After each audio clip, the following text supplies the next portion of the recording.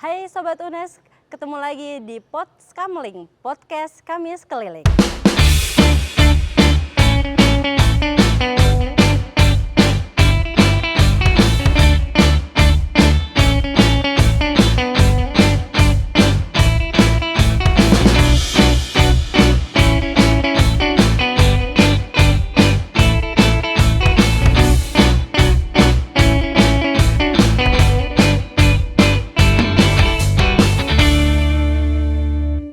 Hai Sobat UNES, jumpa lagi di Podskamling, Podcast Kamis Keliling bersama saya Nina Bekti. Nah, hari ini kita akan berkeliling ke Fakultas Teknik. Di sini sudah hadir bersama saya Ibu Saptariana SPD MPD. Halo Ibu. Halo, Sehat ya Bu makasih, ya? Alhamdulillah. Ini saya manggilnya siapa Ibu? Ibu Saptari ya, Ibu Ana? Ibu Ria. Ibu Ria, baik. Iya.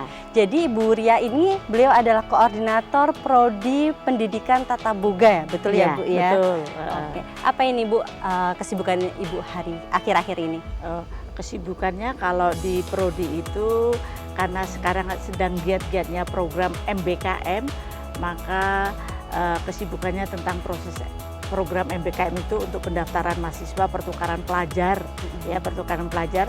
Kebetulan sekarang ini kami ada pertukaran pelajar di UPI, kemudian ada di UNP.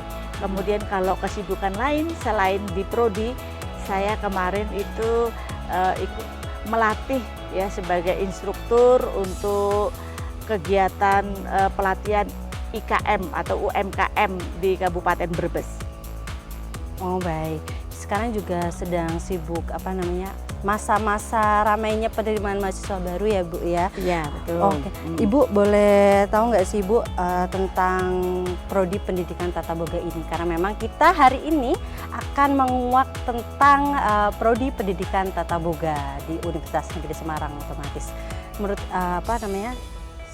sepengetahuan Ibu, selama Ibu di sini, Prodi Pendidikan Tata Boga ini ngapain aja sih Bu? Apakah ia dalam tanda kutip hanya membuat makanan saja atau gimana? Tidak hanya membuat makanan, karena ini adalah perguruan tinggi ya. Kemudian profil lulusan itu sudah jelas yang ada di Prodi kami. Yang pertama profil lulusannya itu jadi guru tata boga yang ada di SMK. Kemudian bisa juga jadi instruktur di Balai Latihan Kerja, ya. Kemudian bisa juga bekerja di bidang boga, seperti bekerja di hotel, kemudian bekerja di catering atau industri-industri makanan lainnya. Selain itu bisa juga berwirausaha. Jadi karena profilnya demikian, maka tidak hanya memasak yang ada di sini, tetapi juga teori-teori tentang kependidikan, teori-teori wirausaha, dan juga teori-teori teknologi pangan karena bekerja di bidang industri makanan. Ini juga bisa menjawab tentang apa bedanya ketika kita harus les private memasak selama beberapa bulan ya Bu. Karena memang lebih utama ketika kita berkuliah di pendidikan tata boga dibandingkan dengan kita harus les khusus untuk memasak ya Bu ya? Iya, beda sekali. Kalau kita les memasak itu kita hanya terampil memasak, tetapi tidak memiliki ilmu tentang memasak itu sendiri. Kalau di sini dipelajari gizinya juga, dijelaskan bagaimana kandungan gizinya, kemudian teknik-teknik memasaknya, ya teknologi makanannya itu dijelaskan juga yang di bidang makanan. Karena juga kita menghasilkan guru, tentu ada mata kuliah yang berkaitan dengan pendidikan guru ya. Ada pembelajaran mata kuliah pembelajaran yang diberikan. Jadi bisa dibilang lebih qualified ya Bu ya, dibandingkan dengan mereka-mereka yang jauh hanya beda. mengambil les masak saja seperti jauh ya, Ibu. beda. Nah menurut Ibu nih mungkin dari calon mahasiswa baru yang ingin mengetahui lebih banyak tentang Prodi Pendidikan Tata Boga, sebenarnya mereka yang bagaimana yang sebaiknya memilih Prodi ini? Yang pertama yang memilih Prodi ini tentu yang minat, ya mereka punya minat di bidang boga, ya karena kalau tidak punya minat nanti dia kuliah tidak sesuai dengan minatnya maka akan kurang maksimal ya. Kemudian selain itu mereka juga harus mempunyai kreativitas, karena di sini membutuhkan juga kreativitas.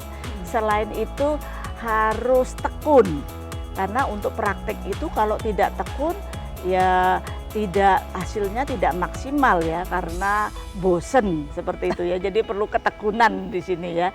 Tentu yang tidak kalah pentingnya juga karena ini kita ikut ada tes masuk, maka harus lolos di tes masuk tersebut. Otomatis kan peluang di bidang tata boga ini otomatis semakin besar juga ya Bu, dan juga minat mahasiswa atau masyarakat untuk memilih prodi pendidikan tata boga juga tinggi. Boleh tahu nggak sih Bu keketatan prodi 2 tahun terakhir? Iya, terima kasih. Untuk peminat prodi di tata boga ini 2 tahun terakhir itu sangat tinggi.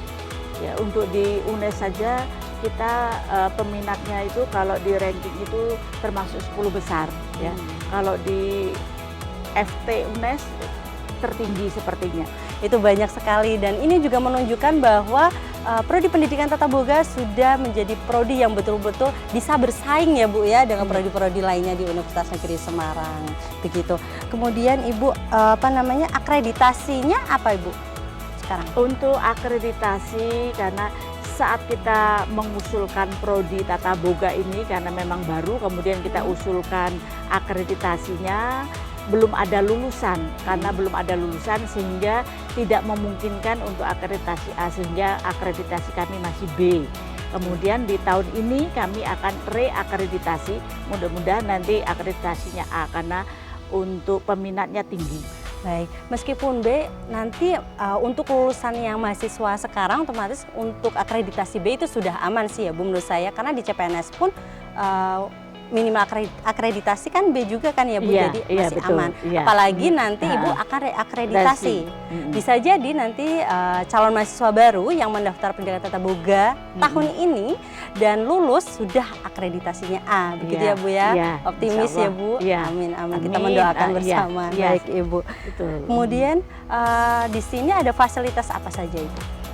Fasilitas di prodi kami ya, di prodi kami itu kalau di gedung ini kami banyak memiliki laboratorium ya, di mana laboratorium itu adalah tempat mahasiswa berpraktik ya. Laboratorium yang kami miliki diantaranya ada laboratorium pastry bakery, kemudian ada laboratorium makanan kontinental, kemudian ada laboratorium makanan Indonesia, kemudian ada laboratorium tata hidang, ada laboratorium teknologi pangan, ada laboratorium analisis mutu pangan, kemudian yang terakhir adalah laboratorium kewirausahaan. Luar biasa ya, sudah memiliki 7 laboratorium, padahal bisa dibilang prodi ini prodi baru ya Bu ya.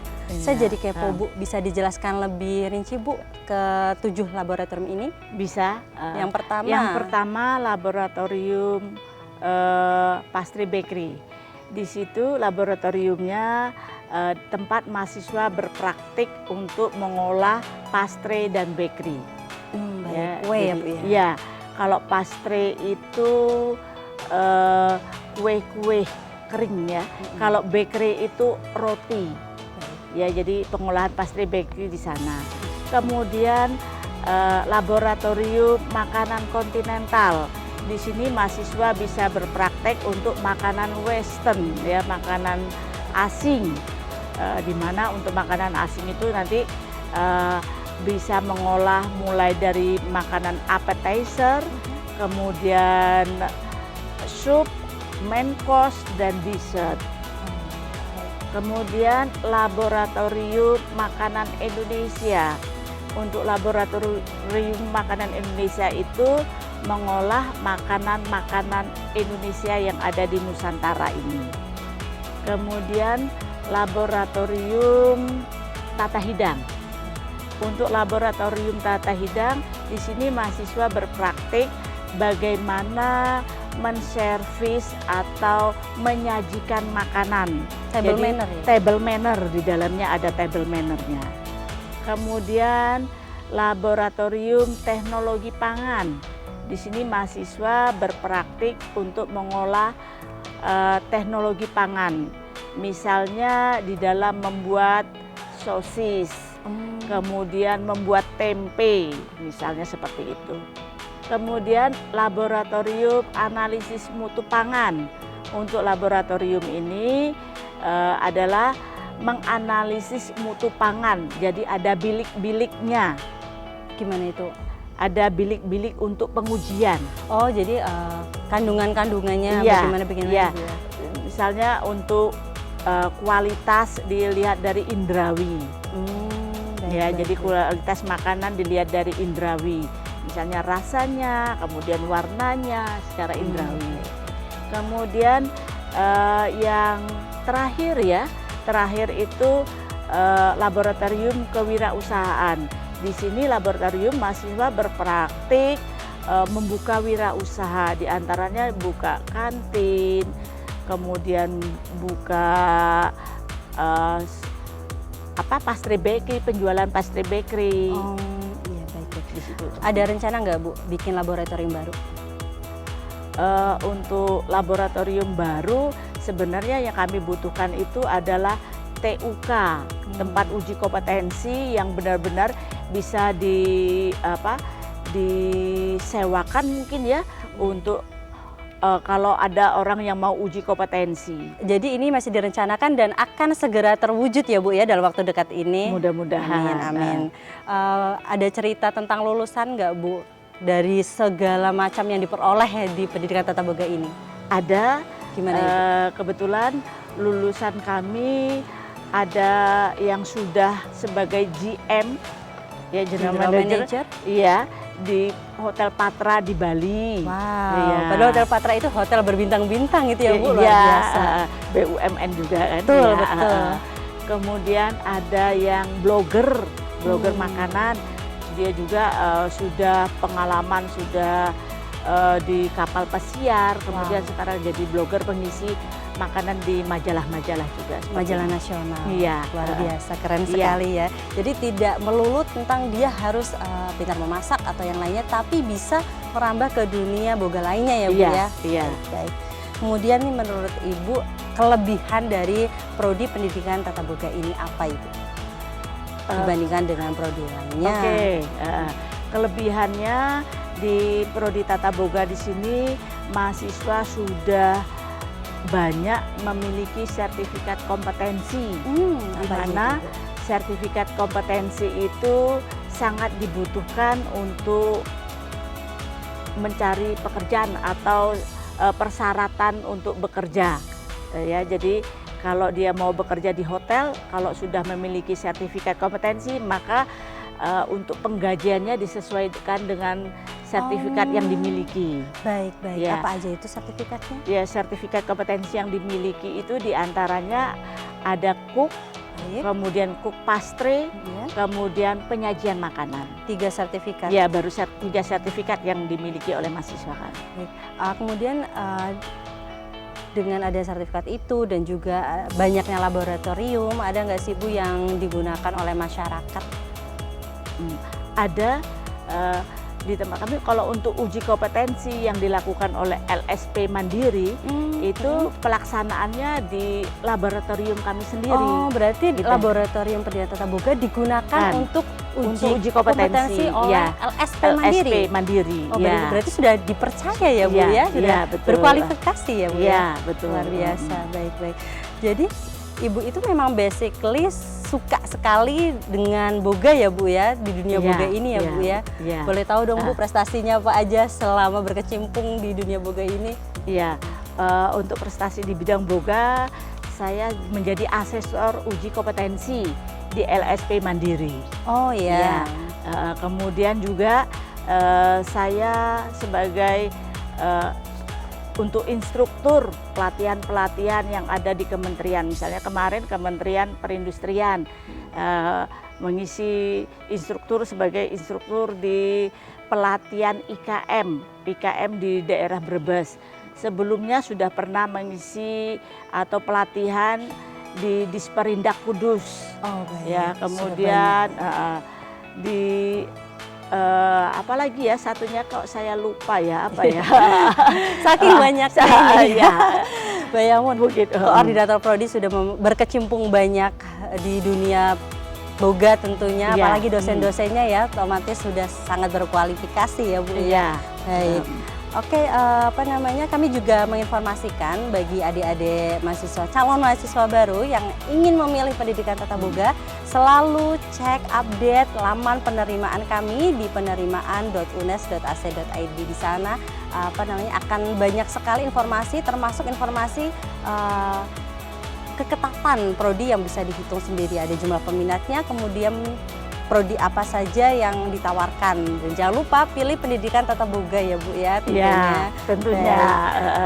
Sebelum kita akhiri Ibu, ada nggak closing statement untuk Sobat UNES? Oke, terima kasih Mbak. Kami menunggu Sobat UNES untuk hadir ke prodi pendidikan tata boga, karena prodi pendidikan tata boga sangat menjanjikan. Apalagi sekarang untuk peluang usaha di bidang makanan itu sangat tinggi sekali. Jadi ditunggu kehadirannya di prodi pendidikan tata boga. Oke, terima kasih Ibu Ria. Sama-sama. Baik, terima kasih Ibu Ria sudah berkenan hadir di sini, dan Sama-sama. juga untuk semua Sobat UNES, jangan lupa ikuti terus update kita setiap harinya di channel YouTube UNES TV. Jangan lupa di subscribe, kemudian komen dan juga share ke teman-teman kalian, ke Sobat UNES lainnya pastinya. Dan juga kita hadir di Instagram dan jangan lupa di follow ya. Sampai jumpa. Dadah.